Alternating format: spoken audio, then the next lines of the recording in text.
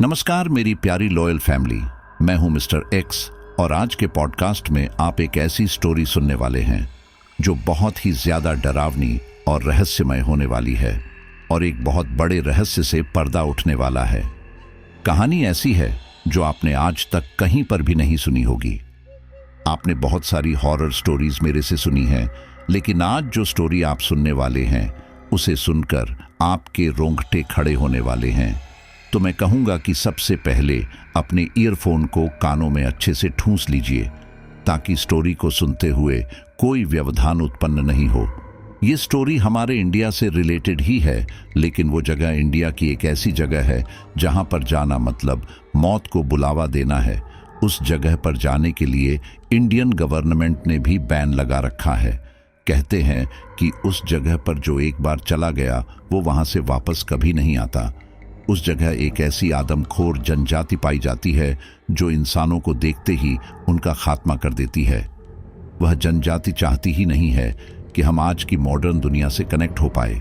वह अपने आप को इस आधुनिक दुनिया से बिल्कुल अलग रखना चाहती है और उसे आज के ज़माने का कोई इंसान अपने एरिया में नज़र आता है तो वह उसे ख़त्म कर देते हैं।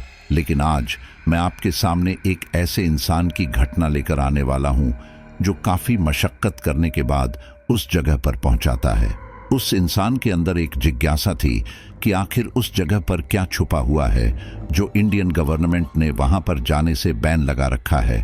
तो वो अपने दो दोस्तों के साथ उस जगह पर पहुंच जाता है, लेकिन वहां पर पहुंचने के बाद उसके साथ एक बहुत ही रहस्यमयी हादसा हो जाता है। उसे लगता है कि यह उसके जीवन का आखिरी वक्त आ चुका है और शायद वह यहाँ से बचकर वापस नहीं जा पाएगा। दरअसल उस आइलैंड पर आदमखोर जनजाति के अलावा एक बहुत ही भयानक एंटिटी और छिपी हुई थी और उसी भयानक एंटिटी से उसका सामना होता है जो वहाँ पर आने वाले इंसानों को तो खत्म कर ही सकती है, वहीं वहाँ पर रहने वाली उस आदमखोर जनजाति के लिए भी खतरा बन रही थी।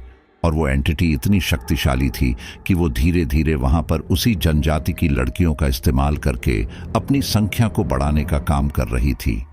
तो जिस शख्स ने हमारे साथ ये स्टोरी शेयर की है उसका नाम है किशन और वो खुद ही उसी जगह पर गया था। गया क्या था, या यूं कहे कि उसको जबरदस्ती ले जाया गया था। दरअसल उसका एक दोस्त है राघव, जो बहुत ही क्यूरियोसिटी वाला इंसान है। दूसरी बात, वो बहुत पैसे वाला भी है, तो ऐसी नई नई जगह पर जाकर नई नई चीज़ों के बारे में जानना उसके लिए आर्थिक रूप से बोझ वाला काम नहीं है। तो जब वो इस जगह पर गया तो उसने अपने दोस्त यानी किशन को भी अपने साथ ले लिया और वहाँ पर जो कुछ भी किशन ने देखा वहीं उसने हमारे साथ शेयर किया है। तो स्टोरी को शुरू करें उससे पहले आपसे यही कहूँगा कि अगर अब तक भी आप हमारी लॉयल फैमिली के मेंबर नहीं बने हैं तो चैनल को सब्सक्राइब करके इस रिश्ते की गांठ को और मजबूत कर लीजिए ताकि हर रोज शाम के शाम आपको बेहतरीन से बेहतरीन कहानियां सुनने को मिल सके। और हाँ, जितने भी लोग कहानी सुन रहे हैं वो अपना एक प्यारा सा कमेंट ज़रूर कर दे। और आप लोग कमेंट में केवल अपना नाम ही लिखते हो। अरे भाई, कम से कम उस कहानी के बारे में तो बताओ, उस पर अपने विचार प्रकट करो। तो चलिए आज की स्टोरी को सुनते हैं। राघव एक जिज्ञासु प्रकृति का व्यक्ति है जो कि बेंगलुरु में रहता है। उसे हमेशा नई नई चीज़ों की खोज करना अच्छा लगता है या फिर उनके बारे में जानना अच्छा लगता है। उसके दादाजी राष्ट्रीय औषधि शिक्षा एवं अनुसंधान संस्थान में कार्यरत थे और उसके पिताजी कर्नाटक की यूनिवर्सिटी में प्रोफेसर रह चुके थे। राघव की उम्र लगभग 35 साल है और उसने अभी तक शादी नहीं की है क्योंकि उसे ऐसा लगता है कि शादी करने पर वह रिश्तों में बंध जाएगा। राघव एक आज़ाद पंछी की तरह जीना चाहता था। वह हमेशा सोचता था कि वह दुनिया की अलग अलग जगह पर जाए और अपनी शोध करे। वो यह सब इसलिए नहीं करता था कि वह दुनिया में नाम कमाना चाहता है, बल्कि अपनी संतुष्टि के लिए करता था। राघव जितना सामाजिक था उतना ही धार्मिक भी था।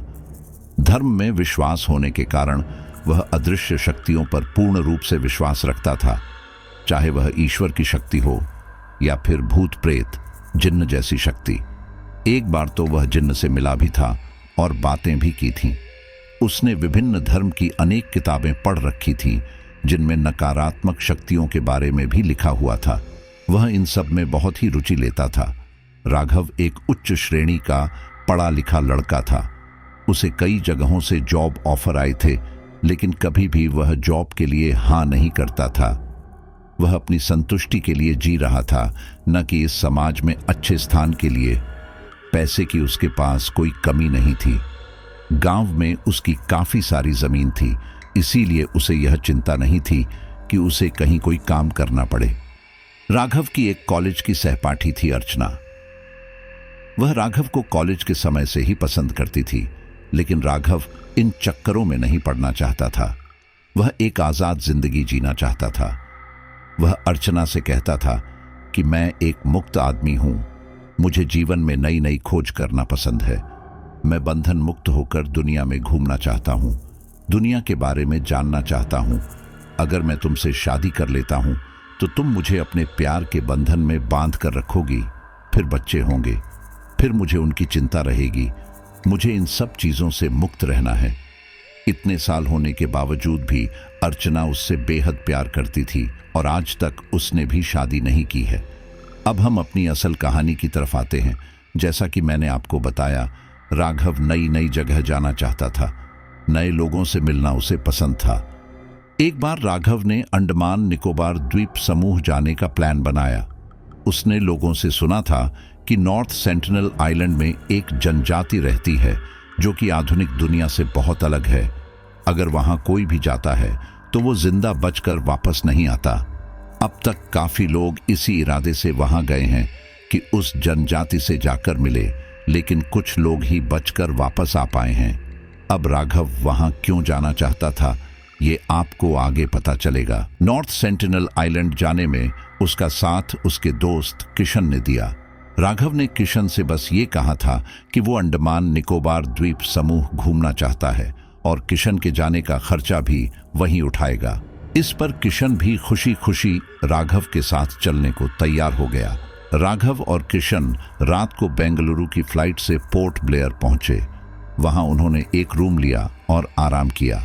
वहां पहुंचकर दोनों ने एक दिन वहीं आसपास के इलाके में बिताया। फिर अगले दिन वे लोग सेलुलर जेल देखने गए, जहां काला पानी की सजा होती थी। इसी तरह लगभग 2-3 दिन राघव ने किशन को कई जगह घुमाई। आखिर वो दिन भी आ गया जब राघव नॉर्थ सेंटिनल आइलैंड जाना चाहता था। किशन इस बात से अनजान था कि राघव उसे आज कहां लेकर जाएगा। राघव नॉर्थ सेंटिनल आइलैंड की जनजाति से मिलना चाहता था। वह उनके जीवन, उनके रहन सहन और खान पान के बारे में जानना चाहता था, लेकिन मुश्किल ये थी कि सरकार ने वहां जाने पर प्रतिबंध लगा रखा था। ऐसे में राघव के लिए उस आइलैंड पर जाना मुश्किल था। राघव ने अपने जानने वालों की सोर्स लगाने की कोशिश की, लेकिन वो नाकामयाब रहा। अंत में उसने फैसला किया कि वो खुद ही उस आइलैंड पर जाएगा, लेकिन उसे आइलैंड का रास्ता नहीं पता था। आइलैंड जाने के एक दिन पहले वो कई नाविकों से मिला और आइलैंड की जानकारी इकट्ठी की। जब वो हैवलॉक द्वीप पर घूमने गया था, तब उसकी मुलाकात अर्चना से हुई। वह अर्चना से लगभग 10 साल बाद मिल रहा था। दोनों एक दूसरे को देखकर काफी खुश होते हैं। राघव अर्चना से पूछता है, तुम यहां कैसे? अर्चना कहती है, मैं एक पेशेंट के ऑपरेशन के सिलसिले में यहां आई थी, लेकिन तुम? राघव ने कहा, मुझे भी यहां कुछ काम था। तुम शाम को फ्री हो? अर्चना ने कहा, हाँ। तो क्या हम शाम को मिल रहे हैं? राघव ने कहा, हाँ, क्यों नहीं, बहुत समय बाद तुम्हें देखा है। राघव के मुंह से ये शब्द सुनकर अर्चना शर्म से लाल हो गई, क्योंकि वह आज भी राघव को पसंद करती थी। वहीं दूसरी ओर राघव सोच रहा था कि अर्चना यहां अपने पेशेंट के काम से आई है, तो अर्चना यहां किसी और को पर्सनली भी जानती होंगी। राघव की सोच थी कि वह अर्चना की मदद से उस आइलैंड तक पहुंच सकता है, इसलिए उसने शाम को अर्चना से मिलने की सोची। शाम होते ही अर्चना, राघव और किशन हैवलॉक द्वीप के एक कैफे में मिलते हैं। अर्चना राघव से पूछती है, यहां तुम किसी काम के सिलसिले में आए हो या फिर बस घूमने? राघव अर्चना से कहता है, किशन तो यहां घूमने आया है, लेकिन मुझे जरूरी काम था। अब शायद बिना काम किए ही लौटना पड़ेगा। किशन हैरानी से राघव की तरफ देखता है, क्योंकि राघव ने किशन से यही कहा था कि वह घूमने जा रहा है और अब अर्चना के सामने काम बता रहा है। राघव का चेहरा मुरझाया हुआ था। अर्चना ने पूछा। राघव, तुम परेशान लग रहे हो, क्या बात है? मुझे बताओ, हो सकता है मैं तुम्हारी कोई मदद कर सकूं। राघव यही तो चाहता था। राघव ने अर्चना से कहा, तुम्हें तो पता है कि मेरे दादाजी राष्ट्रीय औषधि अनुसंधान में काम करते थे, इसीलिए मुझे भी थोड़ी बहुत औषधीय के बारे में जानकारी है। बाकी उनके द्वारा लिखी गई एक किताब है, मैं उसी से औषधियों के बारे में पढ़ रहा हूँ। मैं सोच रहा हूँ कि क्यों ना कुछ आयुर्वेदिक जड़ी बूटियों और औषधियों का व्यापार शुरू कर दूं। अर्चना कहती है, अरे वाह, ये तो अच्छी बात है, तो इसमें परेशानी क्या है? राघव कहता है, परेशानी ये है कि कुछ ऐसी जटिल जड़ी बूटियां हैं जो कि नॉर्थ सेंटिनल आइलैंड पर ही मिल पाएंगी। ये सुनकर अर्चना हैरान हो जाती है। उसका चेहरा देखकर किशन भी हैरान हो जाता है और पूछता है, क्या हुआ? अर्चना हैरानी से कहती है, तो क्या तुम उस आइलैंड पर जाना चाहते हो? राघव कहता है, हाँ। अर्चना कहती है, तुम्हारा दिमाग तो ठीक है, वहां पर जाना बैन है, वहां आज तक कोई नहीं गया, जो गया है वह लौटकर नहीं आया। राघव कहता है, यही तो परेशानी है अर्चना। राघव बहुत उदास था। उसकी उदासी देखकर अर्चना कहती है, क्या तुम सच में औषधियों का काम करने जा रहे हो? राघव कहता है, हाँ अर्चना, मैं तुमसे झूठ क्यों बोलूंगा। सभी लोग कुछ देर शांत बैठे रहते हैं।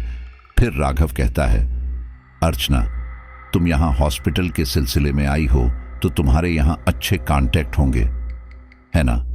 अर्चना कहती है, हाँ है। तो राघव पूछता है, तो क्या तुम्हारी नजर में ऐसा कोई नहीं है जो मुझे उसे आइलैंड तक पहुंचा दे? अर्चना एकदम खड़ी हो जाती है और कहती है, पागल हो रहे हो क्या? ये बात मैं किसी से कहूंगी तो मुझे ही मारेगा। जब एक चीज पर सरकार ने बैन कर रखी है तो उसके बारे में हम सोचे ही क्यों? राघव अर्चना से कहता है, अर्चना प्लीज बात को समझो। मैं चाहता हूं कि मेरे दादाजी की बताई हुई औषधियां पूरी दुनिया में जानी जाए। अर्चना कहती है, तो तुम इस बारे में सरकार से बात क्यों नहीं करते? क्या पता वह तुम्हारी कुछ मदद कर सके। राघव कहता है, मैंने बात की थी, लेकिन उन लोगों ने कहा कि उन्हें रिश्वत चाहिए। अब तुम ही बताओ, क्या यह सही है? अर्चना ने कहा, सही तो नहीं है, लेकिन इस तरह से अपनी जान को जोखिम में डालकर वहां जाना भी सही नहीं है। अगर सरकार द्वारा वहां जाओगे तो सरकार पूरी जिम्मेदारी लेगी। राघव ने कहा, मुझे इस बात की टेंशन नहीं है अर्चना, मैं तो बस इतना कह रहा हूं कि मुझे कोई वहां तक जाने का रास्ता बता दे। चला तो मैं अपने आप जाऊंगा। अर्चना गुस्से में कहती, वहां का रास्ता तुम्हें कोई नहीं बताएगा, इससे अच्छा है कि बेंगलुरु वापस चले जाओ। इतना कहकर अर्चना वहां से चली जाती है। राघव को बहुत गुस्सा आ रहा था, क्योंकि उसने न चाहते हुए भी अर्चना से बात की थी और उसका काम भी नहीं बना। किशन और राघव अपने रूम पर आ जाते हैं। रात करीब 9 बजे अर्चना राघव को फोन करती है। राघव को अर्चना की कॉल देखकर गुस्सा आता है। वह मन ही मन बड़बड़ा रहा था, मेरा काम तो कराया नहीं और अब कॉल कर रही है, फिर शादी के पीछे पड़ेगी। राघव गुस्से में फोन नहीं उठाता है, लेकिन अर्चना दोबारा कॉल करती है। दोबारा कॉल करने पर राघव फोन उठा लेता है। अर्चना राघव से कहती है, आई एम सॉरी राघव, मुझे गुस्सा नहीं करना चाहिए था, मेरे पास तुम्हारे लिए गुड न्यूज है। यह सुनकर राघव खुश हो जाता है। वो कहता है, क्या गुड न्यूज? अर्चना कहती है, मैं एक बंदे को जानती हूं जो शायद तुम्हें नॉर्थ सेंटिनल आइलैंड तक पहुंचा दे। यह सुनकर राघव बहुत खुश हो जाता है। वह अर्चना का बहुत शुक्रिया अदा करता है। राघव को खुश देखकर अर्चना भी काफी खुश होती है। अर्चना राघव को एक आदमी का नंबर देती है और उसे फोन करने के लिए कहती है। राघव उसी समय उस आदमी को फोन करता है। उसका नाम जॉनसन था। उसने कहा कि वह राघव को सुबह 10 बजे बीच पर मिलेगा। किशन, जो कि इन सब बातों से अनजान था, राघव से पूछता है, यार भाई, तूने मुझे नहीं बताया कि तू दवाइयों का काम करने वाला है। राघव मुस्कुराता है और कहता है, अब तो पता चल गया ना? किशन कहता है, हाँ, और उस आइलैंड का क्या? तू वहां जाएगा? राघव कहता है, हाँ, और तुझे भी चलना है। किशन घबराते हुए कहता है, नहीं, मुझे नहीं जाना, तू अकेला ही जा। राघव हंसते हुए कहता है, लगता है तू डर गया और अपने आप को मर्द कहता है। राघव किशन को काफी परेशान करता है। फिर वे लोग सो जाते हैं। अगली सुबह राघव जल्दी से तैयार हो जाता है। वह एक पिट्ठू बैग तैयार करता है, उसमें सभी जरूरत का सामान रख लेता है और वह अपने साथ पिस्टल भी रख लेता है। राघव के हाथ में पिस्टल देखकर किशन हैरान हो जाता है और उससे पूछता है, भाई ये क्या है? राघव कहता है, तुझे नहीं पता ये क्या है? यह पिस्टल है, पिस्टल। किशन कहता है, वो तो मुझे दिख रहा है, लेकिन तू इसे अपने साथ यहाँ क्यों लाया है? क्या किसी का मर्डर करने वाला है? राघव जोर से हंसता है और कहता है, तू सच में बहुत सीधा है, चल मेरे साथ चल, तुझे खुद पता चल जाएगा। किशन के ना चाहते हुए भी राघव उसे जबरदस्ती अपने साथ ले जाता है। जॉनसन बीच पर पहले से राघव का इंतजार कर रहा था। जॉनसन के साथ अर्चना भी वहां खड़ी थी। राघव अर्चना को देखकर अर्चना से पूछता है, क्या तुम भी हमारे साथ जाओगी? अर्चना कहती है, बिल्कुल सही पहचाना। यह सुनकर राघव के चेहरे का रंग उड़ जाता है। वह कहता है, लेकिन तुम वहां कैसे जा सकती हो? अर्चना कहती है, मैं वहां क्यों नहीं जा सकती? जब तुम इतनी हिम्मत दिखा सकते हो तो तुम्हारा साथ देने के लिए मैं तुम्हारे साथ वहां जा सकती हूं।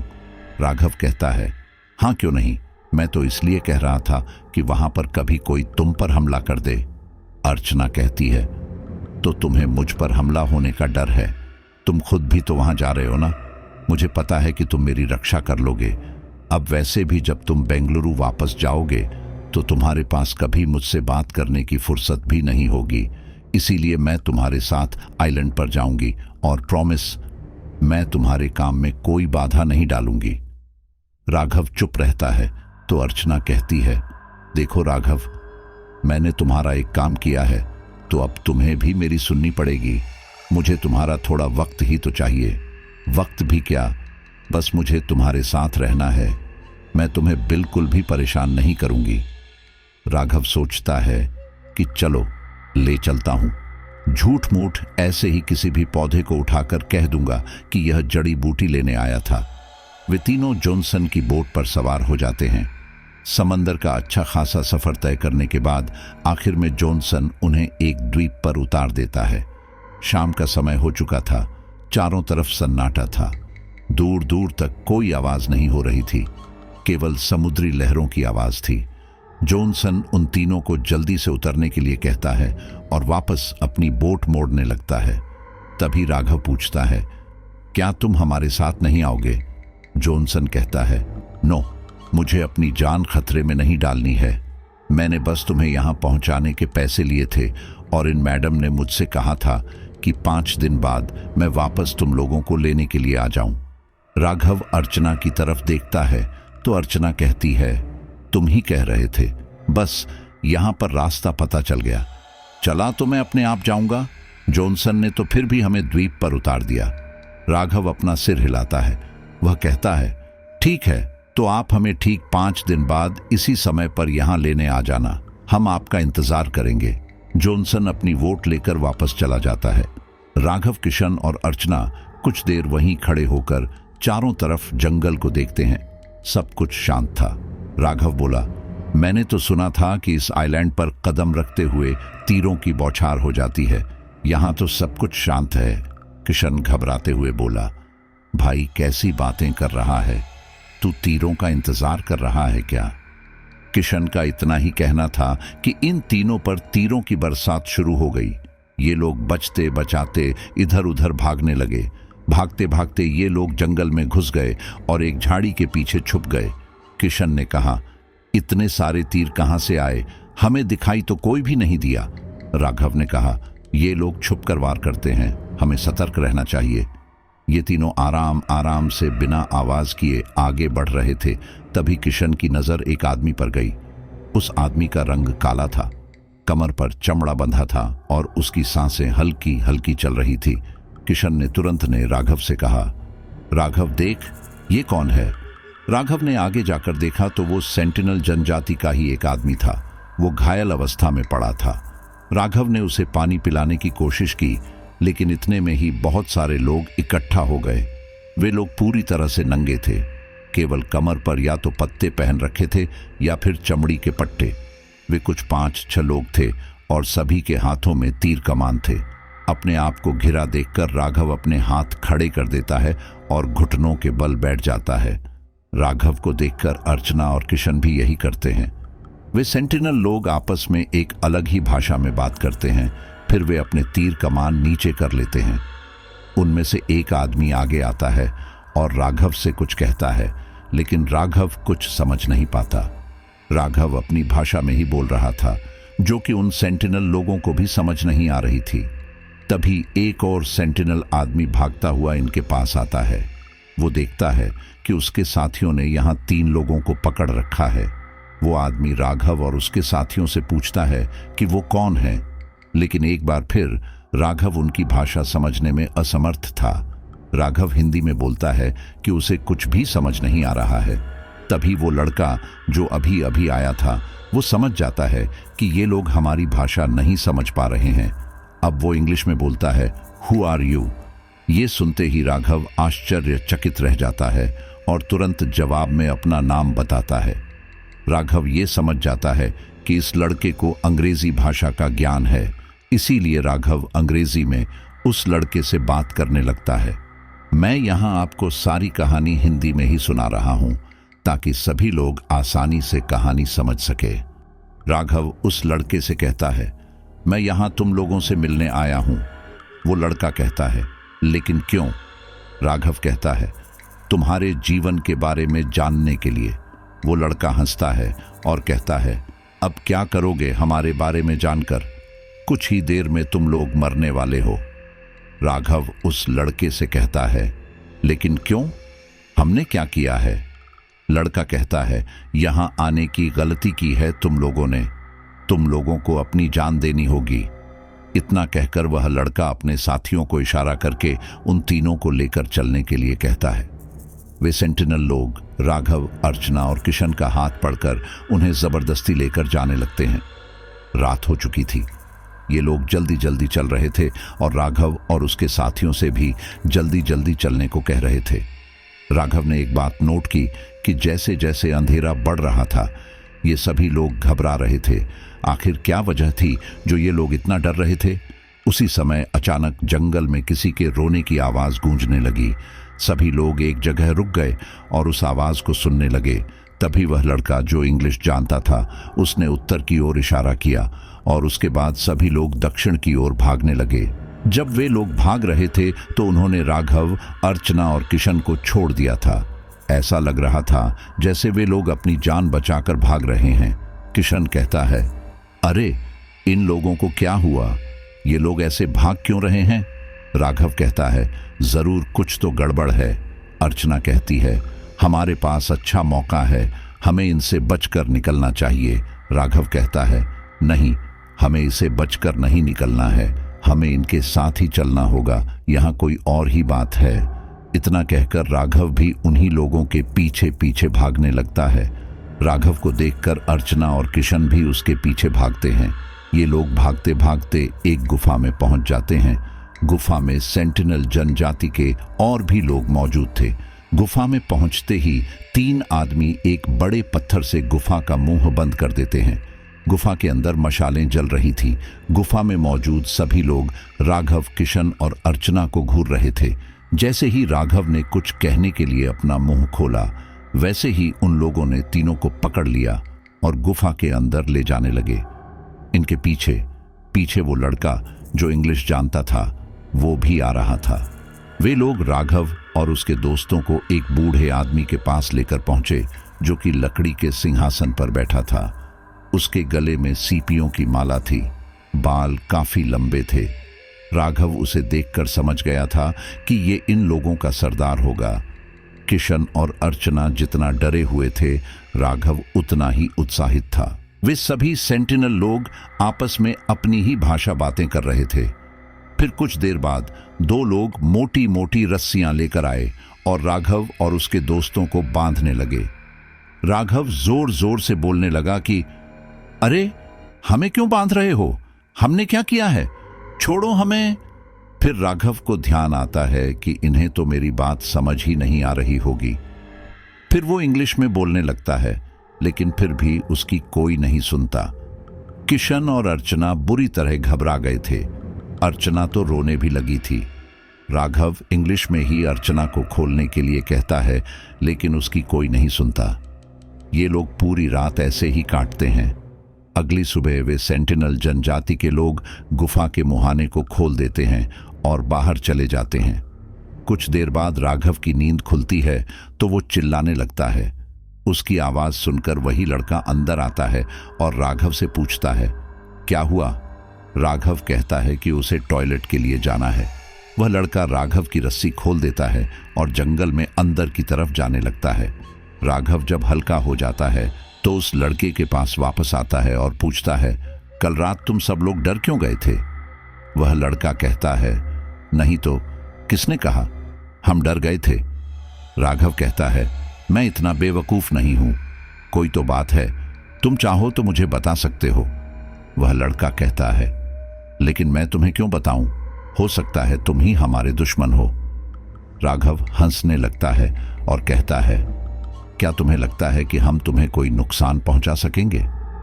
मेरे पास तो कोई हथियार भी नहीं है और तुम अपने आप को देखो, तुम्हारे पास हर वक्त तीर कमान रहता है, तो तुम खुद ही सोचो कि शक्तिशाली तुम हो या फिर मैं। वह लड़का राघव की बात सुनकर चुप हो जाता है। थोड़ी देर बाद वह कहता है, मेरा नाम मीराबो है। राघव कहता है, मेरा नाम राघव है और मैं भारत के बेंगलुरु से आया हूं। क्या तुम मुझे बता सकते हो तुम्हें अंग्रेजी भाषा कैसे आती है? क्योंकि मैंने सुना है कि तुम लोग समाज से बिल्कुल अलग रहते हो, तुम्हारी हर चीज अलग है, खाना पीना, रहन सहन, कपड़े, तुम्हारी भाषा। तो फिर तुम अंग्रेजी भाषा कैसे जानते हो? मीराबो कहता है, इस द्वीप पर केवल मैं ही ये भाषा जानता हूं, क्योंकि मैं तुम्हारे इलाके में भी जाता रहता हूं। राघव को यह सुनकर हैरानी होती है, क्योंकि उसने यही सुना था कि ये लोग अपने द्वीप में ना किसी को आने देते हैं और ना यहां से जाते हैं। राघव उससे पूछता है, लेकिन मैंने तो तुम लोगों के बारे में कुछ और ही सुना था। मीराबो वह कहता है, हमारे बारे में जिसका जो मन आता है कह देता है। मीराबो राघव को लेकर वापस अपने दल के पास आ जाता है। राघव देखता है कि कुछ आदमी एक जगह बैठे बातें कर रहे हैं, कुछ औरतें मांस भून रही हैं और बच्चे खेल रहे हैं। मीराबो राघव को वापस गुफा में बांध कर आ जाता है। राघव उसे ऐसा न करने को कहता है, लेकिन उस पर कोई असर नहीं होता। कुछ देर बाद किशन और अर्चना भी उठ जाते हैं। वे दोनों राघव पर गुस्सा करते हैं, तुम्हारी वजह से हम यहां फंस चुके हैं, ढूंढो अपनी जड़ी बूटी। राघव कहता है, अरे मैं तो इन लोगों से मिलने ही यहां आया था। अर्चना कहती है, हाँ मैं कल ही समझ गई थी जब तुम बोट से उतरकर इन लोगों का इंतजार कर रहे थे। राघव मुस्कुराते हुए कहता है, बहुत समझदार हो तुम। अर्चना गुस्से में कहती है, और तुम बहुत झूठे हो। तभी किशन बीच में बोलता है, अरे यार तुम लोग लड़ना बंद करो। दोनों शांत हो जाते हैं। किशन कहता है, मुझे तो ये डर है कि ये लोग हमें मार देंगे, हम तो यहां से भाग भी नहीं सकते, और भाग कर जाएंगे भी कहां? इस द्वीप से जाने के लिए हमारे पास कोई साधन भी नहीं है। राघव कहता है, तुम इतनी टेंशन मत लो, अगर उन्हें हमें मारना होता तो वो हमें कल ही मार देते, अब वो हमें बंदी ही बनाएंगे। किशन कहता है, तू तो चुप ही रहे, उनकी तरफ से बोल रहा है, एक तो जबरदस्ती इस मौत के मुंह में ले आया और अब बातें बना रहा है। कुछ देर बाद सेंटिनल जनजाति के दो आदमी राघव और उसके दोस्तों के पास आते हैं, उनके हाथों की रस्सी खोलते हैं और उन्हें बाहर ले जाते हैं। उस जनजाति के पूरे परिवार को देखकर अर्चना की आंखें बड़ी बड़ी हो रही थीं। वह बहुत गौर से सबको देख रही थी। उन औरतों को देखकर अर्चना को शर्म भी आ रही थी, क्योंकि वह अर्धनग्न अवस्था में थी, लेकिन उन औरतों के लिए ये आम बात थी। वे लोग राघव और उसके दोस्तों को एक पत्थर पर बैठने को कहते हैं और तीन तरफ से तीन लोग उन्हें घेर कर खड़े हो जाते हैं। राघव और उसके दोस्तों को ऐसी फीलिंग आ रही थी जैसे कि वे अपराधी हों। वे अपराधी तो थे, क्योंकि वह बिना इजाजत उनके इलाके में घुस आए थे। तभी एक औरत एक बड़े पत्ते पर भुने हुए कुछ मांस के टुकड़े राघव और उसके दोस्तों को परोसती है। राघव और किशन तो उन मांस के टुकड़ों को खाने लगते हैं, लेकिन अर्चना उसे देखकर ही घिन करने लगती है क्योंकि वह नॉन वेजिटेरियन थी। अर्चना का मुंह बनता हुआ देख मीराबो उस पर गुस्सा करता है तो राघव अर्चना की तरफ से कहता है, इसने कभी भी नॉन वेज नहीं खाया है, प्लीज आप इसके लिए कुछ फल या सब्जी ले आए। मीराबो गुस्से में कहता है, तुम हमारे मेहमान नहीं हो जो हम तुम्हारे लिए तुम्हारी पसंद की चीज लाएं। खाना है तो यही खाओ वरना भूखे रहो। राघव को यह सुनकर गुस्सा आता है, इसीलिए वो भी अपना खाना छोड़ देता है। इसी तरह शाम हो जाती है। उस जनजाति के लोग अपना अपना काम कर रहे थे। बच्चे खेल रहे थे, कोई जंगल से लकड़ियां लेकर आ रहा था, कोई शिकार लेकर आ रहा था। इसी बीच मीराबो उस जनजाति के एक लड़के को अपने साथ कहीं ले गया। वह बस कुछ कदम दूर ही चला होगा कि सबने देखा गुफा से मीराबो निकलकर आ रहा है। राघव ने खुद अपनी आंखों से देखा था कि मीराबो अभी तो गया है और अब एकदम गुफा में से कौन निकाल कर आ रहा है। जब सभी ने मीराबो की तरफ देखा तो पूछा, क्या तुम अंदर थे? मीराबो ने हाँ में अपना सिर हिलाया और सब के सब घबरा गए। वे लोग उस आदमी के पीछे भागने लगे जो कि अभी मीराबो की शक्ल में आया था और उनके एक आदमी को ले गया था, लेकिन अचंभे की बात यह थी वह कहीं दिखाई नहीं दे रहा था। कुछ सेकंड बाद एक जोरदार चीख सुनाई दी जो पूरे जंगल में गूंजी। ये उसी आदमी की चीख थी जिसे कुछ देर पहले मीराबो जैसा आदमी लेकर गया था। सेंटिनल जनजाति के कुछ लोग उस चीख की दिशा की तरफ आगे बढ़े तो उन्होंने देखा कि एक अजीब किस्म का जानवर जिसके कान बिल्ली की तरह है और शक्ल अजीब से लंगूर की तरह है, शरीर से वह किसी मानव की तरह है, वह उस जनजाति के एक इंसान को खा रहा था।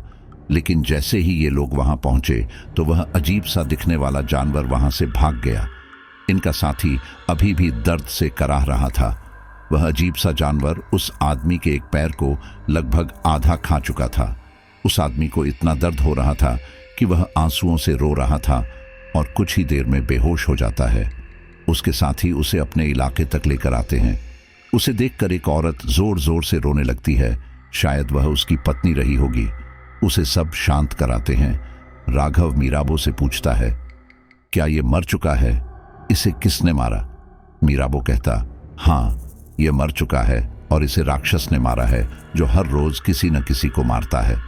तभी अर्चना कहती है, नहीं राघव, ये मरा नहीं है। राघव हैरानी से अर्चना की तरफ देखता है।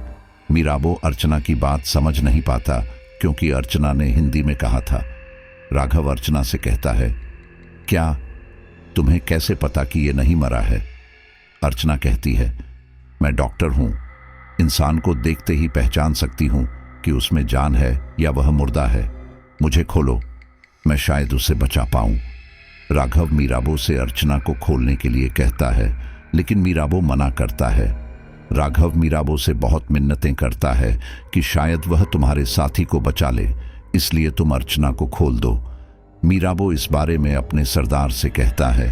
सरदार सोचता है कि ये तो निहत्थे लोग हैं, अगर हम इनका हाथ खोल देंगे तो ये क्या ही कर लेंगे, और वैसे भी अर्चना तो एक लड़की है, इसीलिए मीराबो अर्चना के हाथ खोल देता है।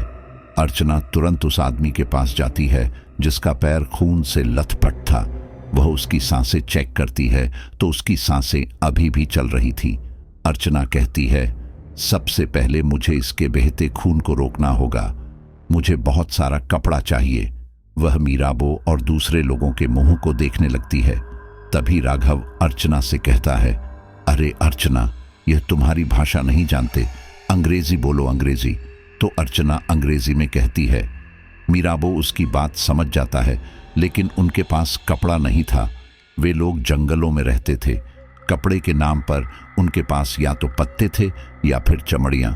अर्चना कहती है, तुम लोगों को कभी तो चोट लगती होगी। जब चोट लगती थी तो खून रोकने के लिए क्या करते थे? तो मीराबो कहता है, हम तो मिट्टी का इस्तेमाल करते हैं। अर्चना कहती है, ठीक है, तो साफ मिट्टी लेकर आओ। मीराबो गुफा के पास से साफ मिट्टी लेकर आता है। अर्चना मिट्टी को उस घायल आदमी के पैर में भरने लगती है। इस काम में मीराबो भी उसकी मदद कर रहा था। अर्चना देखती है कि उस घायल आदमी की सांसें धीरे धीरे तेज हो रही हैं। वो उस घायल आदमी के सीने को रगड़ने लगते हैं और कभी हाथों को रगड़ती है, कभी सीने को पंप करती है तो कभी पैर के तलवे को रगड़ने लगती है। अर्चना यह प्रक्रिया 3-4 बार करती है और फिर उस घायल आदमी को पानी पिलाती है। लगभग 15-20 मिनट बाद उस घायल आदमी को होश आने लगता है। खून भी काफी कम हो चुका था। अर्चना राघव से उसकी शर्ट उतारने के लिए कहती है, जिस पर राघव मना भी करता है, लेकिन वह जबरदस्ती उसकी शर्ट उतरवा लेती है और उस घायल आदमी के पैर पर बांध देती है ताकि मिट्टी शरीर से झड़े नहीं। अर्चना की दिलेरी देखकर उस कबीले का सरदार खुश हो जाता है और अर्चना के दोस्तों राघव और किशन को भी खोलने के लिए कह देता है। अर्चना की वजह से राघव और किशन आजाद तो गए थे, लेकिन राघव अब भी वहीं रुकना चाहता था।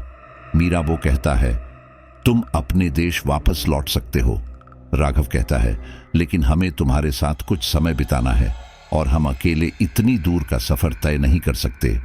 हमें लेने जो बोट आएगी वह 5 दिन बाद आएगी, तब तक हमें यहीं पर आश्रय दे दीजिए। मीराबो ये बात अपने सरदार से कहता है तो वह मान जाता है, लेकिन सरदार राघव और उसके दोस्तों को सख्त हिदायत देता है कि वह अकेले इधर उधर ना जाए और शाम होते ही गुफा में आ जाए। रात के समय अगर वह बाहर जाते हैं तो उनकी जान को खतरा हो सकता है। राघव मीराबो से पूछता है, आखिर रात को ऐसा क्या होता है जो तुम लोग इतना डरते हो? मीराबो बताता है, हमारे यहाँ एक राक्षस आ चुका है जो हमारे लोगों को मारकर खा जाता है। हमारे कबीले के कुछ लोग अपनी जान गंवा चुके हैं। यहाँ तक उनकी लाशें भी नहीं मिली हैं, कुछ के शरीर के बस टुकड़े ही मिले हैं। ये सुनकर राघव थोड़ा घबरा जाता है, लेकिन उसके लिए ये जिज्ञासु भरी बात थी कि आखिर इतनी खतरनाक जनजाति के लोगों पर कौन कब्जा कर सकता है। राघव मीराबो से पूछता है, मीराबो, तुम लोग देश दुनिया से दूर यहाँ इन जंगलों में क्यों निवास करते हो? तुम तो शहर गए हो, क्या तुम्हें वहां का जीवन नहीं पता? कितना सरल और अच्छा है। यहाँ इतनी मेहनत करनी पड़ती है और धूप हो या बारिश हो, इधर से इधर धक्के खाने पड़ते हैं। तुम लोग हमारी तरह ही हमारे समाज में क्यों नहीं चलते? मीराबो कहता है, नहीं, यह हमारे नियमों के विरुद्ध है। राघव कहता है, कैसे नियम? भला ऐसे भी कोई नियम होते हैं जो लोगों को अच्छा जीवन जीने से रोक सके? मीराबो कहता है, हमारे पूर्वज बताते हैं कि एक बार अंग्रेज यहाँ आए थे और उन्होंने भी हमें सभ्य होने का पाठ पढ़ाया था। वे यहाँ से कुछ लोगों को अपने साथ ले गए थे क्योंकि उन्हें लोगों पर कोई वैज्ञानिक प्रयोग करना था, और आज तक हमारे वे लोग वापस नहीं लौटे। ऐसा समाज किस काम का जो लोगों को अपने से जुदा कर दे? राघव मन में सोचता है, हो सकता है बाहरी दुनिया से नफरत करने की इनकी असल वजह यही रही हो। खैर, राघव इन लोगों के बारे में अधिक से अधिक जानने के लिए उत्सुक था। उसकी उत्सुकता तब और बढ़ गई थी जब उसने यहाँ किसी राक्षस के बारे में सुना। मीराबो ने उसे बताया, ये लगभग 15 दिन से हो रहा है। वो एक अजीब जीव है, वो कोई भी रूप बदल सकता है। वो तुम्हारी या मेरी शक्ल ले सकता है। उसे पहचानना बहुत मुश्किल है। एक बार उसके हाथ लग गए तो वो तुम्हें जिंदा नहीं छोड़ेगा। मीराबो राघव को उस अजीब प्राणी के बारे में बता ही रहा था कि तभी सब लोग चीखने चिल्लाने लगे और गुफा के अंदर की ओर भागे, क्योंकि रात हो गई। आज फिर गुफा में जाने के बाद गुफा का मुंह बंद कर दिया गया। गुफा में जगह जगह मशालें जल रही थीं। मीराबो राघव और उसके दोस्तों को सोने के लिए कहता है। राघव को सोच सोच कर नींद नहीं आ रही थी कि आखिर वो अजीब सा जीव है कौन। अगले दिन राघव मीराबो के साथ शिकार पर जाता है। राघव बातों बातों में मीराबो से पूछता है, तुम लोग उस अजीब से प्राणी से कब तक छुपते रहोगे? उसका सामना क्यों नहीं करते? मीराबो कहता है, उसका सामना करना इतना आसान नहीं है। उसकी पहली ताकत तो यही है कि वो किसी का भी रूप ले लेता है, और दूसरी ये, जब तक किसी को पकड़ने के बाद कि वो उसका खून नहीं छक लेता, तब तक उसे छोड़ता नहीं।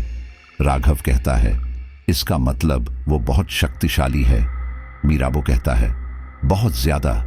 हमने उसके शरीर पर तीर ही तीर बरसाए, लेकिन उस पर कोई असर नहीं हुआ।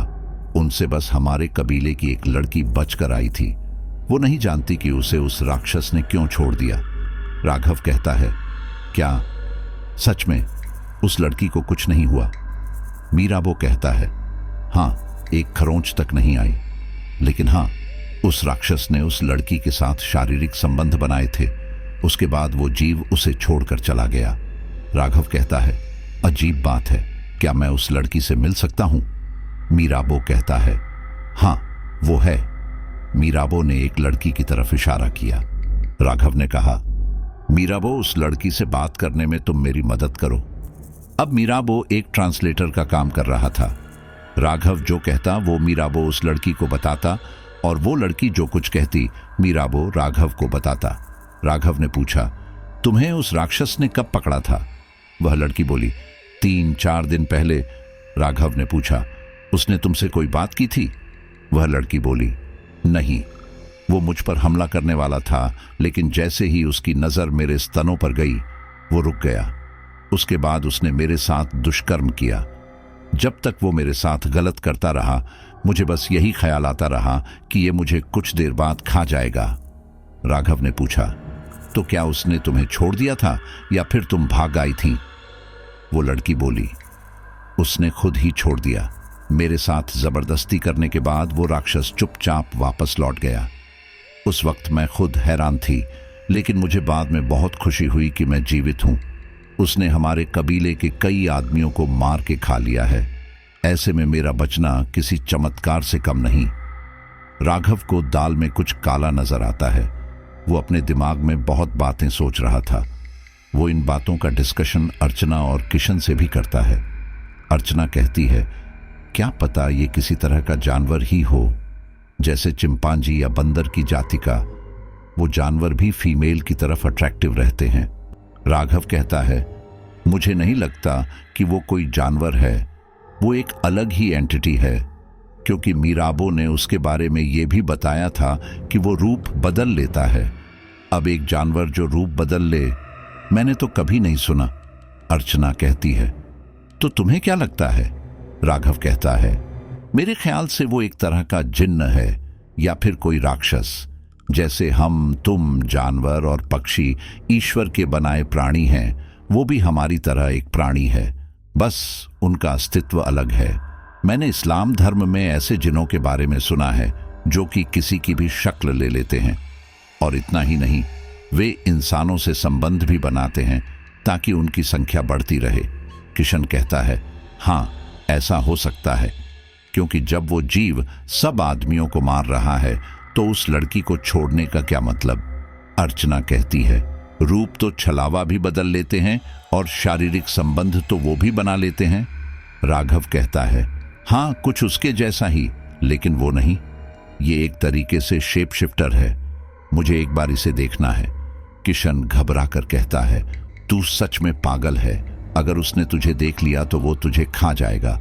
राघव कहता है, मैं यहाँ एक नई खोज पर आया था और अब मुझे एक नई खोज मिल चुकी थी। मैं पीछे नहीं हटूंगा। राघव फैसला करता है कि आज रात वो बाहर ही रहेगा और उन राक्षसों को देखेगा। आखिर वो कौन है और कैसे दिखते हैं? राघव ये बात किसी को नहीं बताता, क्योंकि वो जानता था कि कोई भी उसे बाहर रुकने नहीं देगा। फिर रात हुई। गुफा पर पत्थर लग चुका था। राघव ने मीराबो से कहा कि उसे हल्के होने जाना है, लेकिन मीराबो ने मना कर दिया। राघव ने बहुत जिद की तो मीराबो ने कहा, यही कहीं कोने में कर लो। लेकिन राघव ने कहा, मुझे बाहर जाना है, मैं जल्दी वापस आ जाऊंगा। मेरे जाने पर तुम पत्थर लगा लेना, जब मैं आऊंगा तो आवाज लगा दूंगा। राघव इस तरह से एक्टिंग करने लगा जैसे उसे बहुत तेज की सूसू आई हो। मीराबो को हार कर गुफा का पत्थर खोलना पड़ा। राघव बाहर चला गया। कुछ देर तक मीराबो राघव का इंतजार करता रहा, लेकिन राघव लौट कर नहीं आया। मीराबो के चेहरे पर चिंता साफ झलक रही थी। राघव तो वहां से काफी दूर निकल गया था। राघव एक ऐसी जगह ढूंढ रहा था जो कि थोड़ी छिपी हुई हो और वहां से उसे राक्षस आसानी से ना देख पाए, लेकिन वह राक्षस को देख ले। अंत में राघव एक बड़े और मोटे पेड़ के नीचे झाड़ियों में छिप गया। उधर मीराबो राघव के दोस्तों को राघव के बारे में बताता है।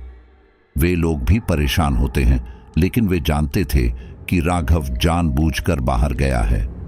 काफी देर हो जाती है। राघव जब वापस नहीं आता है तो अर्चना रोने लगती है। किशन उसे समझाता है कि परेशान मत हो, वह वापस आ जाएगा। किशन मीराबो से कहता है कि बाहर जाकर राघव को लेकर आए, लेकिन मीराबो साफ मना कर देता है क्योंकि वह अपनी जान खतरे में नहीं डालना चाहता था। किशन कहता है कि उसे बाहर जाने दिया जाए, लेकिन मीराबो इसके लिए भी मना कर देता है क्योंकि वह ये भी नहीं चाहता था कि बाकियों की जान खतरे में पड़े।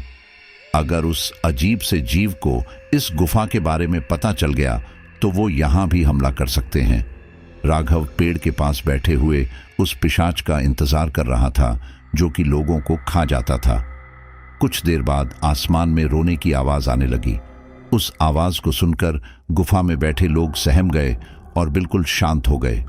गुफा में इतनी शांति थी कि किसी की सांसों की आवाज भी नहीं आ रही थी, क्योंकि वे लोग समझ चुके थे कि बाहर वो पिशाच आ चुका है। इधर राघव बहुत ज्यादा उत्सुक हो जाता है क्योंकि उसे लगता है कि अब वो उस अजीब से दिखने वाले जीव को देख लेगा, और होता भी वही है। एक अजीब सा दिखने वाला जानवर जैसा आदमी पेड़ों पर कूदता हुआ उस जंगल में घूम रहा था। अंधेरा होने की वजह से राघव उसे ठीक तरीके से देख नहीं पाता। राघव अपना फोन निकालता है और उस जीव की फोटो खींचने लगता है। चारों तरफ सन्नाटा था, जिसे क्लिक क्लिक की आवाज सन्नाटे को चीर रही थी। यह आवाज उस जानवर जैसे दिखने वाले आदमी के कानों पर भी पड़ी। वह सतर्क हो गया। फोटो खींचते खींचते वह जीव अचानक राघव की नजरों से ओझल हो गया। राघव इधर उधर देखने लगा, तभी उस जीव ने राघव पर पीछे से हमला कर दिया। वह राघव के गले पर लिपट गया। राघव इस हमले के लिए तैयार नहीं था। राघव खुद को उससे छुड़ाने की कोशिश करता है। वह उसे मारता है, लेकिन उस जीव में काफी ताकत थी। राघव चाहकर भी उसे अपने से अलग नहीं कर पा रहा था।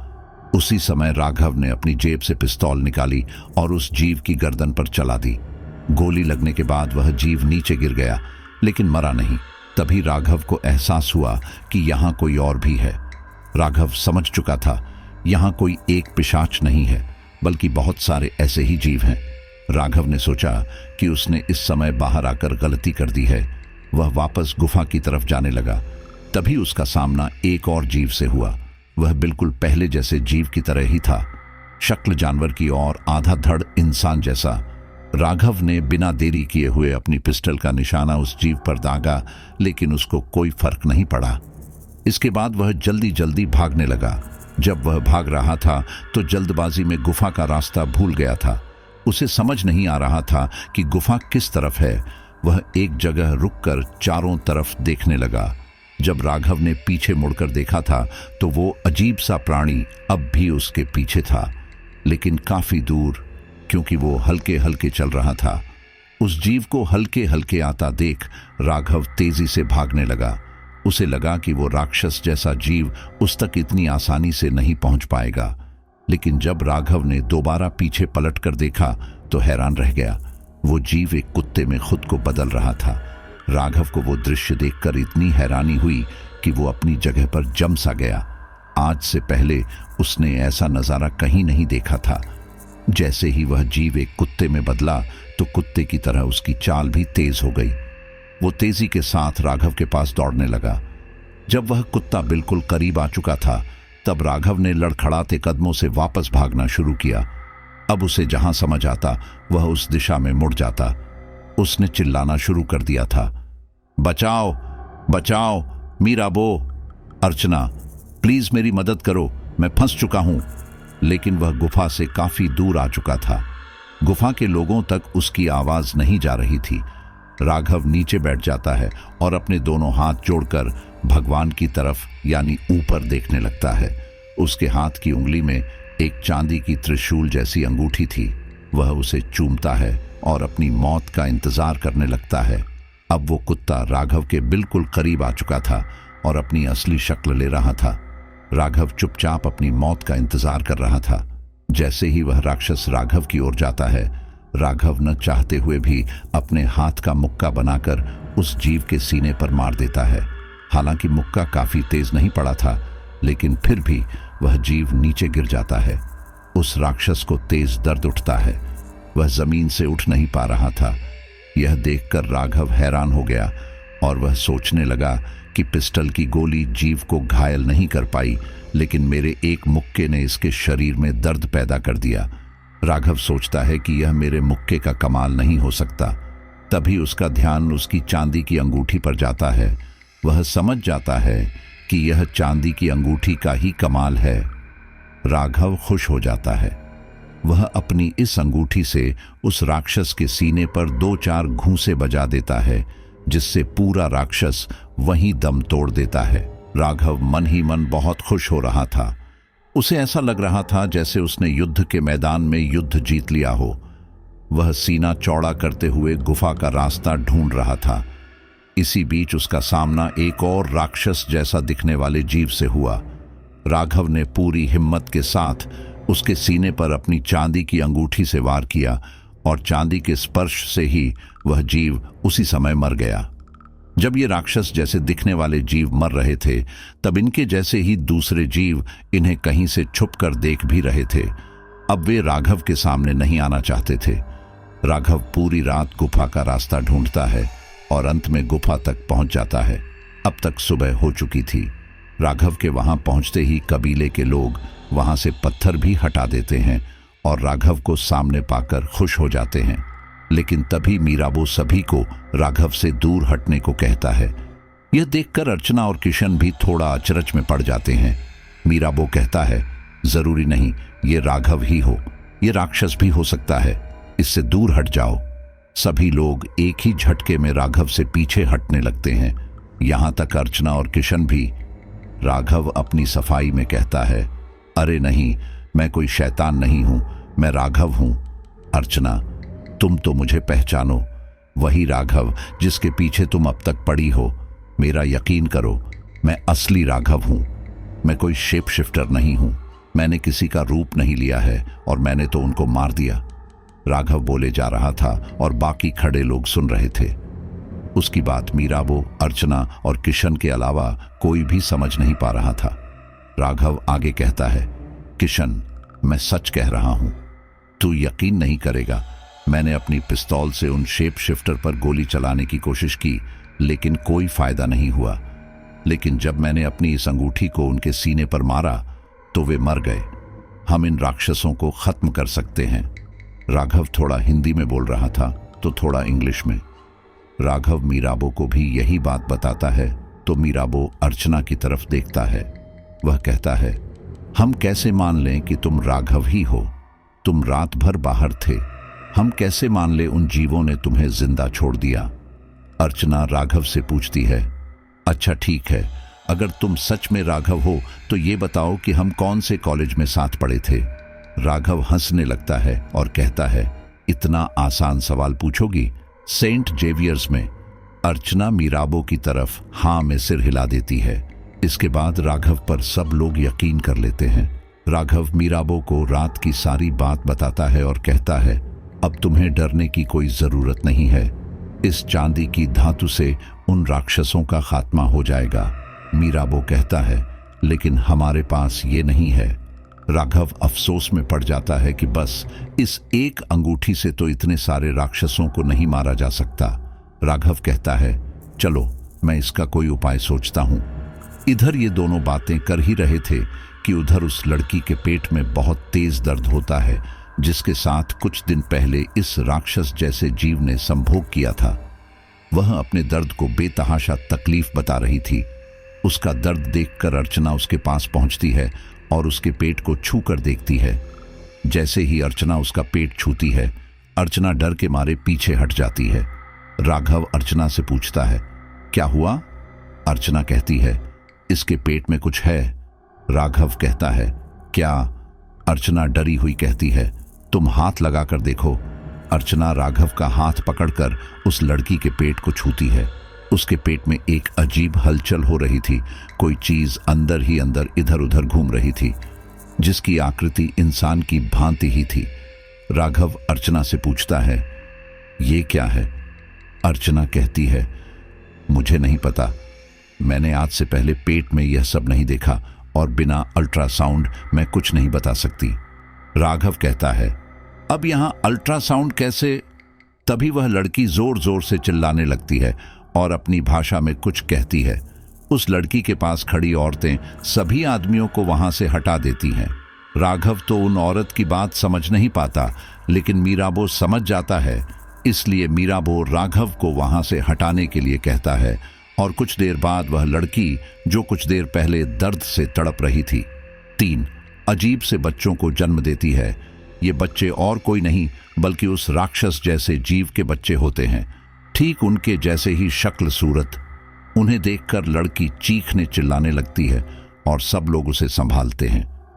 अर्चना राघव को अपने पास बुलाती है और उन बच्चों को दिखाती है जिन्हें देखकर राघव के साथ दूसरे आदमी भी घबरा जाते हैं। राघव जब उन बच्चों को देखता है तो समझ जाता है कि उसका शक सही था। यह एक प्रकार के जिन्न ही है, क्योंकि अपनी तादाद बढ़ने के लिए लड़कियों को नहीं मारते हैं बल्कि उनसे संभोग करते हैं।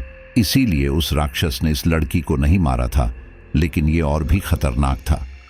राघव अर्चना से कहता है, देखो मेरा शक सही था, यह केवल छलावा नहीं है जो रूप बदल ले। यह कुछ बड़ा है, लेकिन जो भी है हमें इसे खत्म करना होगा, वरना यह आइलैंड इन सेंटिनल लोगों का आइलैंड ना होकर इन राक्षसों का आइलैंड हो जाएगा और यह जनजाति है जो अब तक देश दुनिया से दूर थी, हमेशा के लिए खत्म हो जाएगी। अर्चना कहती है, तो अब तुम क्या करोगे? राघव कहता है, सबसे पहले मैं इन बच्चों को मार दूंगा। अर्चना कहती है, तुम पागल हो रहे हो क्या? ये तो बहुत छोटे हैं। राघव कहता है, जब यही बच्चे बड़े हो जाएंगे तो ये छोटा और बड़ा नहीं समझेंगे। तुम भी इन्हें छोटा मत समझो। तुमने गौर किया, एक आम लड़की 9 महीने में एक बच्चा जनती है, लेकिन इसने केवल 6 दिन में उस जीव के बच्चों को जन्म दिया। सोचो, अगर इसी स्पीड में वो राक्षस लड़कियों के साथ संभोग करेंगे और फिर उनके बच्चे होंगे तो उनकी तादाद कितनी जल्दी बढ़ जाएगी। हो सकता है ये हमारी दुनिया पर भी हमला कर दे, इसलिए मुझे मत रोको, मुझे उन बच्चों को मारने दो। मीराबो भी राघव को रोकता है, लेकिन राघव मीराबो को भी यही समझता है कि इनका मर जाना बेहतर है, क्योंकि हम नहीं कह सकते कि कितनी जल्दी बड़े हो जाएंगे और हम पर हावी हो जाएंगे। फिर इन राक्षसों को इंसान का मांस और खून का पता है, यही इनका खाना होगा। तुम खुद ही सोचो, जब ये इतनी जल्दी इस दुनिया में आ सकते हैं तो ये बड़े भी जल्दी हो सकते हैं, इसलिए रिस्क लेने से कोई फायदा नहीं है।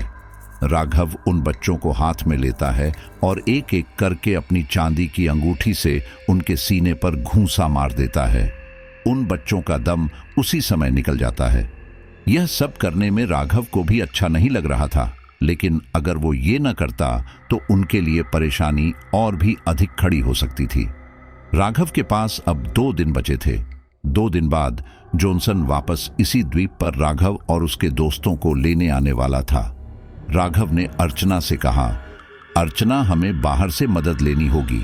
पावर बैंक में भी अब बैटरी नहीं है। मुझे नहीं लगता ये फ़ोन 2 दिन तक चल पाएगा। अब इस फ़ोन में भी केवल 10% बैटरी रह गई है। मैं अपने एक दोस्त को मैसेज करके चांदी की कुछ पत्तियां मंगवा लेता हूं, ताकि ये लोग अपनी रक्षा कर सके और हम उन राक्षस जैसे जीवों को मार सके। लेकिन एक परेशानी और थी, उस द्वीप पर मोबाइल के नेटवर्क ही नहीं आ रहे थे।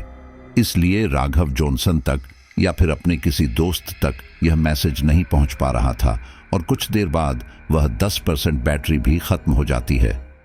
राघव और उसके दोस्त निराश हो चुके थे कि अब हम किस तरह मदद लें।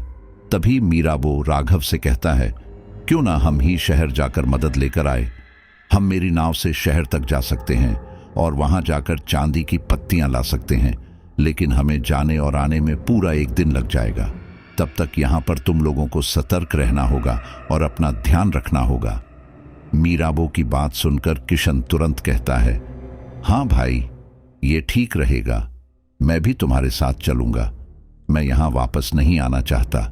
मैं जल्द से जल्द यहाँ से जाना चाहता हूँ और यहाँ वापस नहीं आना चाहता। मीराबो कहता है, लेकिन उस नाव में केवल 2 लोग ही सवार हो सकते हैं। किशन कहता है, हाँ तो कोई बात नहीं, मैं और राघव चले जाते हैं, तुम यहाँ इन सब का ख्याल रखो। अर्चना गुस्से से किशन की तरफ देखती है, क्योंकि किशन ने उसे तो छोड़ ही दिया था। मीराबो कहता है, ठीक है, अगर तुम लोगों को शहर तक जाने का रास्ता पता है तो तुम जा सकते हो, लेकिन याद रखना ये समुद्र है, कोई नदी नहीं, रास्ता भटक सकते हो। राघव कहता है, मीराबो तुम ही मेरे साथ चलना, ये तो पागल है, इसके कहने पर रहूंगा तो मैं कभी अपने घर वापस नहीं जा पाऊंगा। किशन गुस्से से राघव की तरफ देखता है तो राघव किशन को समझाता है, देख भाई, तू परेशान मत हो, मैं तुझे यहां लेकर आया था और मैं ही तुझे यहां से निकाल कर लेकर जाऊंगा। तू किसी बात की चिंता मत कर, लेकिन इस समय मीराबो का मेरे साथ जाना जरूरी है, क्योंकि रास्ता यही जानता है। ये द्वीप तो फिर भी ठीक है, लेकिन अगर हम समुद्र में रास्ता खो गए तो फिर हमारी मौत पक्की है। किशन भी इस बात को समझता है, इसीलिए वह कहता है, ठीक है, मुझे तुझ पर भरोसा है, चलो तुम लोग अभी निकल जाओ। मीराबो और राघव ऐसा ही करते हैं। वे बिना देरी किए उसी समय मीराबो की नाव से समुद्र के रास्ते शहर के लिए निकल जाते हैं। इन लोगों को शहर पहुंचने में लगभग 10 से 12 घंटे लग जाता है। शहर पहुंचकर राघव जॉनसन से मिलता है और उससे चांदी के पत्तियों जैसे ब्लेड की मांग करता है। इसके लिए जॉनसन काफी ज्यादा पैसे मांगता है। पहले तो राघव काफी ना नुक्कर करके जॉनसन को समझाने की कोशिश करता है, लेकिन आखिर में उसे जॉनसन की बात माननी पड़ती है और उसे मुंह मांगी कीमत देनी पड़ती है। जॉनसन उससे कहता है कि वह कल शाम तक चांदी की पत्तियां उपलब्ध करा देगा। वहीं दूसरी ओर अर्चना और किशन नॉर्थ सेंटिनल आइलैंड पर 2 दिन डरते डरते काटते हैं। इसी बीच सेंटिनल जनजाति के लोगों में एक आदमी उन राक्षसों का शिकार बन चुका था। लड़कियों को सख्त हिदायत दी गई थी कि वे सभी लोगों के साथ रहे, अकेले इधर उधर ना जाएं। 2 दिन बाद जॉनसन चांदी के लगभग 10 ब्लड लाकर राघव को देता है। राघव जॉनसन को नॉर्थ सेंटिनल आइलैंड पर 3 दिन बाद आने को कहता है। राघव और मीराबो वापस नॉर्थ सेंटिनल आइलैंड के लिए निकल जाते हैं। वहां पहुंचकर देखते हैं तो उनके कबीले से एक आदमी और गायब हो चुका था। बाकी के लोग उस आदमी को ढूंढ रहे थे, लेकिन उसका कोई नामो निशान नहीं मिलता था। थक हार के वे लोग गुफा के पास वापस आ जाते हैं। राघव मीराबो को सारी बात समझाता है कि किस तरह हमें इस चांदी के ब्लेड से उन राक्षसों पर वार करना है। मीराबो भी अपने कबीले के लोगों को समझा देता है। कबीले में गिने चुने लोग ही रह गए थे, मुश्किल से 20 से 25 लोग, जिसमें बच्चे, आदमी और औरतें सभी शामिल थे। इसके बाद राघव और कुछ आदमी गुफा के बाहर बैठ जाते हैं। वे लोग सभी औरतों और बच्चों को गुफा में बंद कर देते हैं। कुछ देर बाद आसमान में रोने की आवाज आने लगती है। वे लोग समझ जाते हैं कि उन राक्षसों का आने का वक्त हो चुका है। वे सभी आदमी तैयार थे। राघव को वो अजीब प्राणी नजर आता है। राघव अपने साथ के लोगों को इशारा भी करता है, लेकिन तभी वह राक्षस उसकी नजरों से ओझल हो जाता है। राघव उठकर उसकी तरफ जाने लगता है, लेकिन मीराबो उसे ऐसा करने के लिए मना करता है। राघव मीराबो से कहता है, चिंता मत करो, मैं अभी आता हूं। मीराबो के मना करने के बाद भी राघव उस एंटी के पीछे चला जाता है। जब वह बीच जंगल में पहुंच चुका था, अचानक 2 राक्षस राघव के सामने आ जाते हैं। एक उसके आगे खड़ा था और एक पीछे, या यह कह सकते हैं कि उन्होंने राघव को घेर लिया था। वह हल्के हल्के राघव की ओर बढ़ रहे थे। राघव ने बड़ी होशियारी के साथ अपने सामने वाले राक्षस पर 3-4 वार किए और वह राक्षस तुरंत वहीं गिर गया। उसे गिरता देख दूसरा राक्षस पीछे हटने लगा और उसने अपना रूप बदल लिया और वह एक बाज बन गया। बाज बनकर उड़ने में उसे ज्यादा वक्त नहीं लगा और राघव इधर उधर देखता रह गया। राघव वापस गुफा की ओर जाने लगा। तभी उसे मीराबो दिखाई दिया। मीराबो ने कहा, तुम यहाँ क्या कर रहे हो? वहां पर सभी लोग उन जीवों को मार रहे हैं, चलो वहीं चलो। राघव मीराबो के साथ वापस जंगल की ओर जाने लगता है। राघव को ये खबर ही नहीं थी कि वह मीराबो नहीं है, बल्कि वही जीव है जो कि रूप बदलकर इस समय उसके साथ चल रहा है। जब वे लोग भी जंगल में पहुंच जाते हैं, तब मीराबो राघव से कहता है कि तुम आगे बढ़ो, मैं अभी आता हूं। राघव आगे बढ़ता है और कुछ देर बाद ही मीराबो अपनी असली शक्ल में आ जाता है, यानी कि वही राक्षस की शक्ल, अजीब से दिखने वाला प्राणी, और वह तुरंत राघव के ऊपर हमला कर देता है। राघव इस हमले के लिए तैयार नहीं था। वह उस राक्षस पर चांदी की ब्लेड से वार कर रहा था, लेकिन उस पर कोई असर नहीं हो रहा था। राघव यह बात जानता था कि इसके सीने पर वार करना होगा, लेकिन वो राक्षस राघव मौका ही नहीं दे रहा था। राघव अब समझ चुका था कि अभी कुछ देर पहले जिसके साथ वह चल रहा था वह मीराबो नहीं बल्कि यही राक्षस था। राघव को और भी ज्यादा गुस्सा आता है क्योंकि वह गुफा के पास तक पहुंच चुका था और इस छलावे ने उसका ध्यान भटका दिया और उसे यहाँ जंगल तक ले आया। रात में जंगल में चलना और रास्ता खोजना आसान नहीं होता। राघव के लिए तो बहुत ही मुश्किल था। राघव अपनी पूरी हिम्मत जुटा देता है और उस राक्षस को मारकर ही दम देता है। राघव जब उसके सीने पर वार कर रहा था तो उसके शरीर से काला सा पदार्थ बाहर निकल रहा था। ऐसा लग रहा था जैसे उसका खून काले रंग का हो। उसमें से बहुत ज्यादा गंदी बदबू भी आ रही थी जो कि राघव के लिए असहनीय थी। राघव को भी कुछ चोटें लग चुकी थी, लेकिन वो बिना देरी किए अब गुफा की तरफ जाता है। मीराबो अपने साथियों के साथ बैठा हुआ था, तभी उसे राघव दिखाई देता है। राघव दूर से ही मीराबो को बुलाता है, जल्दी यहां आओ, देखो मैंने क्या देखा है। राघव के इतना कहने पर मीराबो भी तुरंत भागता है। मीराबो राघव के पीछे पीछे भाग रहा था। फिर वे दोनों एक जगह जाकर रुक जाते हैं। राघव झाड़ियों के पीछे जमीन पर इशारा करता है। मीराबो देखता है कि ये तो राघव की लाश है। राघव जमीन पर मरा पड़ा है। मीराबो समझ चुका था कि उसके साथ छल हुआ है। जब वह पीछे पलटकर देखता है तो उसके सामने राघव नहीं, वही अजीब आदमी और जानवर जैसा दिखने वाला प्राणी था। मीराबो दूसरी नजर जब जमीन पर डालता है तो जमीन पर गिरा राघव भी अपना रूप बदल चुका था। मीराबो के सामने यह पहला मौका था जब वह इस प्राणी को मारता।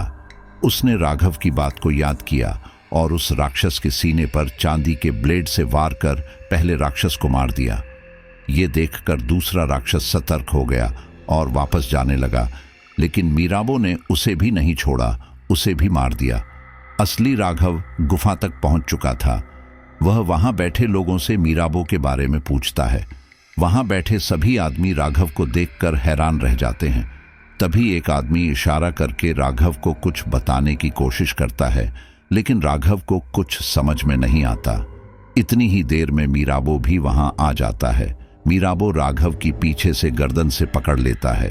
राघव छटपटाने लगता है और कहता है, मीराबो क्या कर रहे हो? मुझे क्यों मार रहे हो? मैंने क्या किया है? मीराबो गुस्से में कहता है, मेरे साथ छल करोगे? मैं तुम्हें जिंदा नहीं छोड़ूंगा। तभी दूसरे आदमी मीराबो को रोकते हैं और कहते हैं, शायद यह असली राघव है। राघव पर मीराबो की पकड़ ढीली हो जाती है। राघव कहता है, लगता है उसने तुम्हें धोखा दिया है। तुम्हें यकीन नहीं है तो लो देखो। राघव अपने हाथ पर हल्का सा कट मार कर दिखाता है, जिससे उसका खून निकलने लगता है। राघव कहता है, अगर मैं वो राक्षस होता तो मेरे शरीर से काला खून निकलता, ना कि लाल। अगर तुमने अब तक उनमें से एक भी जीव को मारा है तो तुम्हें यह पता चल चुका होगा कि उसका खून लाल नहीं है। मीराबो मन ही मन सोचता है कि हाँ, बात तो सही है। वह राघव को छोड़ देता है और माफी मांगता है। राघव भी मीराबो की इस बात का बुरा नहीं मानता, क्योंकि वह जानता था कि उसकी जगह कोई और भी होता तो इसी गलतफहमी का शिकार होता। कुछ देर बाद सुबह हो जाती है और सब कुछ सामान्य हो जाता है। किशन राघव से कहता है, राघव हम घर कब जाएंगे? राघव कहता है, बस इन राक्षसों को मारने के बाद। किशन कहता है, कब तक मारते रहेंगे? हमें तो उनकी संख्या का पता भी नहीं है। राघव कहता है, जितना हो सके उतना तो कर ही सकते हैं। किशन कहता है, लेकिन मुझे घर की याद आ रही है। यहाँ हमें ठीक से खाने को नहीं मिल रहा है। मैंने अपने कपड़े भी नहीं बदले हैं। राघव कहता है, तुम चिंता मत करो, हम जल्दी घर जाएंगे। अर्चना भी काफी गुस्सा करती है। वह राघव से बहुत झगड़ा करती है। राघव उसे समझाने काफी कोशिश करता है, लेकिन अर्चना रोने लगती है। अर्चना कहती है, मैं यहाँ तुम्हारे साथ कुछ पल बिताने आई थी, लेकिन मुझे नहीं पता था कि तुम ये सब करोगे। अब तो ऐसा लगता है कि तुमने कभी मेरा प्रपोज एक्सेप्ट नहीं किया तो अच्छा ही किया। अगर तुम्हारे साथ रहती तो शायद जिंदगी भर रोती ही रहती। तुम मेरे तो क्या किसी भी लड़की के काबिल नहीं हो। राघव को यह बात बहुत चुभती है। उसे अर्चना के लिए भी बुरा लगता है। किशन राघव से कहता है, हाँ यार, मुझे अर्चना ने तुम्हारे कॉलेज की सारी हिस्ट्री बताई। मुझे सुनकर बहुत बुरा लगा। अर्चना जैसा प्यार करने वाला साथी हर किसी को नहीं मिलता, और ये आज तक सिर्फ तुम्हारे लिए कुंवारी बैठी है और तुम्हें इसका जरा भी ख्याल नहीं है। तुम इतने स्वार्थी कैसे हो सकते हो?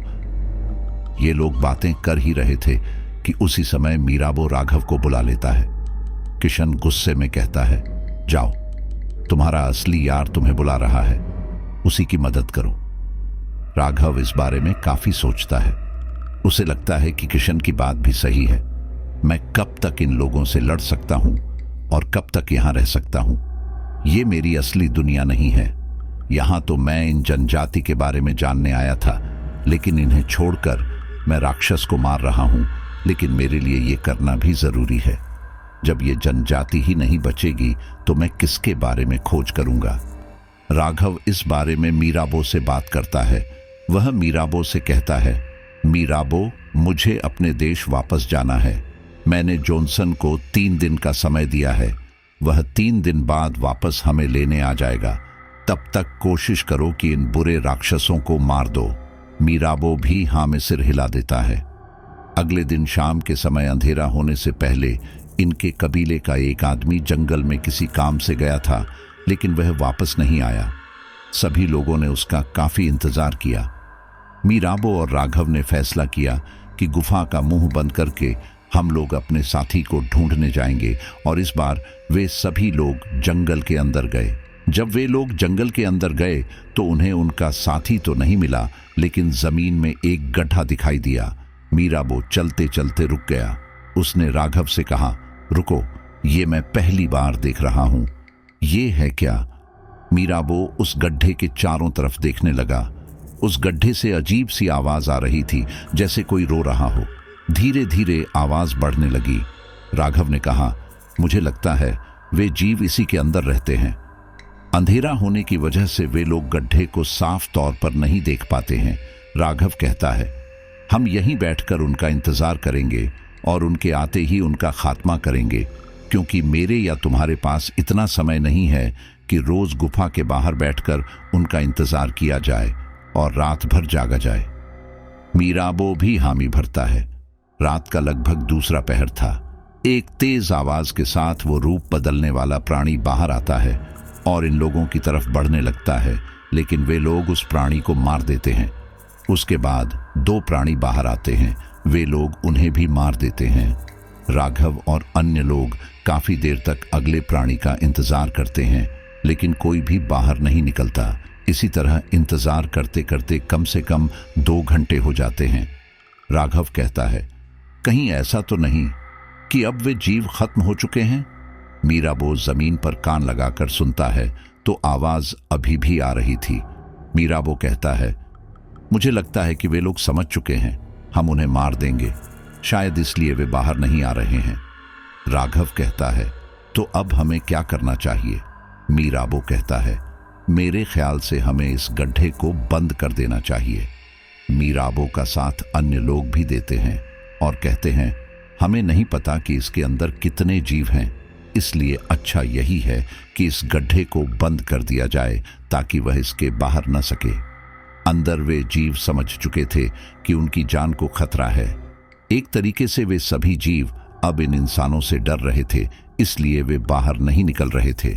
ऐसे में मीराबो और राघव ने अपने साथियों की मदद से बहुत सारे पत्थर इकट्ठे किए और उस गड्ढे को भरना शुरू कर दिया। गड्ढा काफी गहरा था, आसपास के पत्थर खत्म हो चुके थे।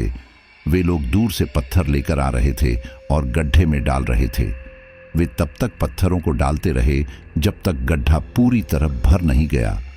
फिर उस गड्ढे के ऊपर मिट्टी डाल दी गई और एक बड़ा पत्थर रख दिया गया ताकि लोगों को पता रहे कि इस ओर नहीं आना है। इसके बाद 2 दिन सब कुछ सामान्य रहा। राघव के साथ बहुत शांतिपूर्ण तरीके से सभी लोग गुफा के बाहर रुके थे। उन्हें कोई खतरा नहीं था। किशन राघव से कहता है, मुझे लगता है अब सभी लोग खतरे से बाहर हैं। अर्चना भी कहती है, हाँ, अब वो लोग नहीं आएंगे। 2 दिन बाद जॉनसन वापस आइलैंड पर आ जाता है। नॉर्थ सेंटिनल जनजाति के लोग खुशी खुशी राघव और उसके दोस्तों को विदा कर देते हैं। ये लोग वापस हैवलॉक द्वीप पर पहुंच जाते हैं। किशन वापस लौटकर सबसे पहले पेट भर के खाना खाता है।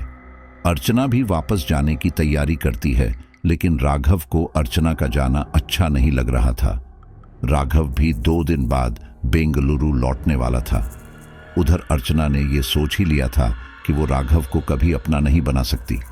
वो एक बार फिर मायूस होकर अपनी जिंदगी में आगे बढ़ती है, लेकिन तभी उसका फोन बजता है और वो देखती है कि ये राघव की कॉल है। अर्चना खुशी खुशी फोन उठाती है। राघव उससे अंडमान निकोबार में कुछ और दिन रुकने के लिए कहता है। इसी बीच वो अर्चना के प्यार को एक्सेप्ट भी कर लेता है। अर्चना बहुत खुश थी कि आखिर राघव को उसका प्यार समझ तो आया। उसके बाद राघव कभी नॉर्थ सेंटिनल आइलैंड पर नहीं गया, क्योंकि अर्चना ने उससे वादा लिया था। अब कोई नहीं जानता कि नॉर्थ सेंटिनल जनजाति के लोग कैसा जीवन जी रहे हैं। क्या वे अजीब से दिखने वाले प्राणी वहीं दफन हो गए हैं, या फिर भविष्य में बाहर भी आ सकते हैं? दोस्तों, आज की स्टोरी यहीं पर कंप्लीट होती है। और साथियों, कोई नहीं जानता कि उस आइलैंड पर आज क्या हो रहा है, क्योंकि वहां पर जाना अभी भी मुश्किल बना हुआ है। वो जनजाति आज मौजूद है या नहीं, इसके बारे में कुछ भी कहना मुश्किल है, लेकिन कई तरह की अफवाहें आती रहती हैं।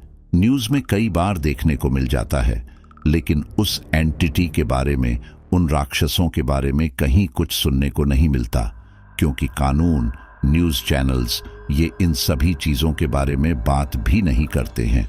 खैर, आप ये ज़रूर बताइए कि आपको स्टोरी कैसी लगी है। हालांकि काफ़ी कम लोग ऐसे होते हैं जो आखिर तक कहानी को सुनते हैं। अगर आप कहानी को आखिर तक सुन रहे हैं तो लिखिए, हम हैं मिस्टर एक्स की लॉयल फैमिली जो आखिर तक सुनते हैं पूरी स्टोरी। और ये लिखने वालों का नाम मैं अगली स्टोरी में ज़रूर लूँगा। तो चलिए अब हम अपने लॉयल फैमिली मेंबर्स के नाम लेते हैं। हरिओम प्रजापति यूपी, सृष्टि झारखंड, नासिर खान जयपुर, नैना बघेल छत्तीसगढ़, सुनील पटेल उत्तर प्रदेश, पूनम सक्सेना दिल्ली, सूर्यवीर वाराणसी, राउडी राज नेपाल, खेम सिंह गुड्डी देवी, शुभम लतिका देहरादून, राकेश कुमार वर्मा कानपुर, ओजस्व और हरजस दहिया विशाखापट्टनम, मोहन सोनीपत, दीपक योगी राजस्थान। आप सभी का बहुत बहुत धन्यवाद। मिलते हैं अगली स्टोरी पर।